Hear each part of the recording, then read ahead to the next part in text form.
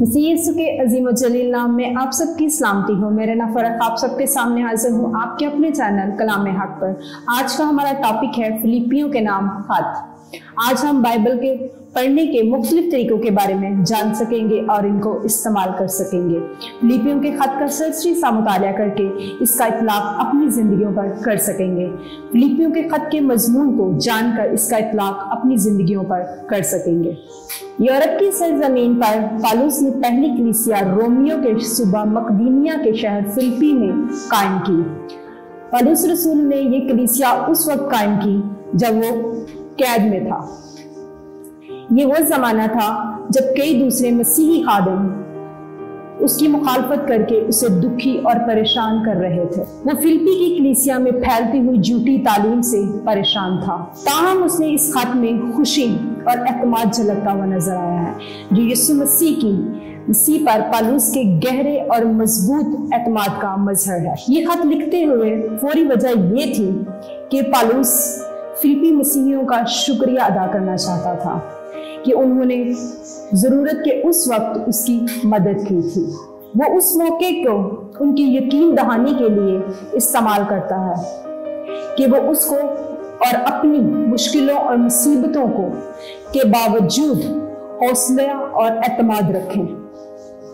और वो उनसे दरख्वास्त करता है कि जैसा मसीह का हलीमी रवैया है वो खुद वर्जी और गुरूर से मगलूब ना हो और मसीह जैसा हलीमी रवैया रखें। वो उन्हें याद दिलाता है कि मसीह के साथ रफाकत में तुम्हारी जिंदगी खुदा के फजल की बख्शिश है जो तुम्हें यहूदी शरीयत के असूलों की तामील से नहीं मिली बल्कि ईमान से मिली है। वो इस खुशी और इत्मीनान के बारे में लिखता है जो खुदा ने उन्हें अता किया है जो मसीह की रफाकत में उम्र गुजारते हैं। इस खत की खसूसियत ये है कि इसमें खुशी, इत्मीनान, इत्तेहाद, रफाकत और मसीही ईमान और जिंदगी में साबित कदम रहने पर जोर दिया गया है। ये फिलिप्पी कलीसिया के लिए पौलुस रसूल के इस खत को समझने के लिए हमें पौलुस अमाल की किताब में अक्सर मदद मिलती है। ये कलीसिया पौलुस रसूल ने कायम की। तीमुथियुस पौलुस रसूल के साथ फिलिप्पी गया और बाद में तीमुथियुस ने पौलुस रसूल के साथ मिलकर फिलिप्पी की कलीसिया को खत लिखा। ये कैसे दिलचस्प बात है कि वो मसीहियत में कामिल तो नहीं थे, बेशक वो मसीहियत में कामिल तो नहीं थे, मगर उन्हें तो भी वो खुदा के लिए मखसूस किए गए। नए अहदनामे में मुकद्दस का मतलब ये है कि अगर आप खुदा के लिए मखसूस किए गए हैं तो आपको मुकद्दसीन में शामिल किया जाए। बाइबल का मुताला करने का एक तरीका ये है कि आप इसकी एक एक आयत को गौर से पढ़ें और एक एक आयत पर गौर करने से हम बहुत कुछ सीख सकते हैं। बाइबल को पढ़ने का एक और तरीका ये है कि इसके खास लफ्जों पर निशान लगाएं। मिसाल के तौर पर खुश या खुशी, इस लफ्ज पर आप निशान लगा लें। अपनी बाइबल पर निशान लगाने से आप घबराएं नहीं, क्योंकि आप बाइबल पर निशान लगाने से आप कलाम की बेइज्जती नहीं करते, बल्कि उसके खास लफ्जों पर गौर करके आप कलाम की इज्जत को बढ़ाते हैं। इस तरह लफ्जों पर निशान लगाने से आपको लफ्जों को ढूंढना आसान हो जाता है। फिलिपियों के खत में अल्फाज खुश और खुशी का जिक्र बार बार आता है और ये जाहिर करते हैं कि उस वक्त पौलुस रसूल खुदा के साथ खुशी से भरा हुआ होगा। पौलुस ने जब ये खत लिखा तो इस वक्त वो कैद में था।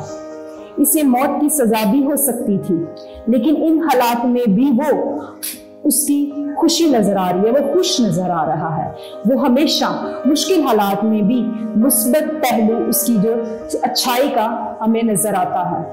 बाइबल को पढ़ने का एक तरीका ये भी है कि उसकी आयत को जुबानी याद किया जाए। इसके साथ साथ एक तरीका ये भी है कि इसका जो पैरा हम पढ़ते हैं उसको अपने लफ्जों में लिखा जाए। इसके अलावा एक तरीका ये भी है कि अब जो हम पैरा पढ़ते हैं उसके बारे में सवाल करें, ताकि हमें बेहतरीन नॉलेज मिल सके इसके बारे में। अगर हमें कुछ नहीं पता तो हम बहुत कुछ सीख सकते हैं अगर हम इसके बारे में सवाल करेंगे।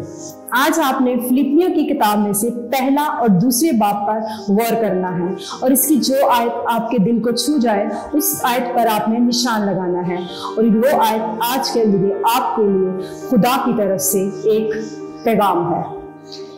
आज के टॉपिक में हमने क्या देखा कि एक एक आयत पर गौर करना है। कलाम को सीखने का यह भी तरीका है कि इसके लफ्जों पर निशान लगा लिया जाए, इसकी आयत को जुबानी याद किया जाए, इसके पैरे पर अपने लफ्जों में लिखना हमने सीखा। इसके अलावा हमने देखा कि जो हम सीखें उसके बारे में सवाल करें।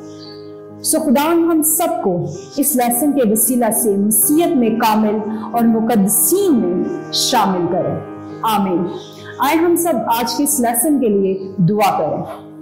आसमानी बाप, हम तेरा शुक्र करते हैं आज के दिन, इस वक्त के लिए तेरा शुक्र है। आज जितने लोगों ने तेरे सलाम को सुना, एक एक जान, एक एक जिंदगी को बहुत बरकत देना, अपने पाक रूह की मामूरी देना।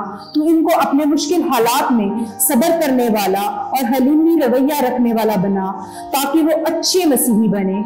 इनको खुशी, एतमाद, मुकम्मल मसीही ईमान के साथ अपने मसीह के साथ रफाकत में रहने का फजल बख्श।